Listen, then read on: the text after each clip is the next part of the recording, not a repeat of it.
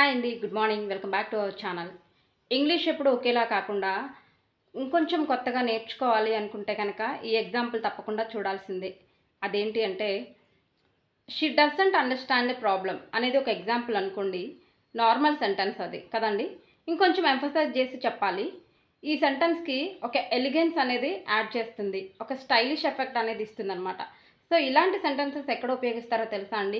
లిటరేచర్స్లో use చేస్తారు, formal రైటింగ్స్లో use చేస్తారనమాట. అది ఏంటి, ఎలా కన్వర్ట్ చేయాలి అంటే, little does she understand the problem అని కన్వర్ట్ చేస్తాము. Little does she understand the problem.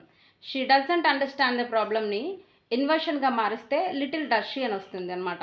ఇలాంటి ఎగ్జాంపుల్స్ అయితే చాలా ఉన్నాయి నెగిటివ్ అడ్వర్బియల్స్ కింద. No sooner, rarely, barely, never, ఇవన్నీ కూడా సెంటెన్స్ యొక్క బిగినింగ్లో మనము యూజ్ చేయడం జరుగుతుంది. సో ఇలాంటి మంచి వీడియోస్ కోసం నా ఛానల్ని తప్పకుండా సబ్స్క్రైబ్ చేసుకోండి.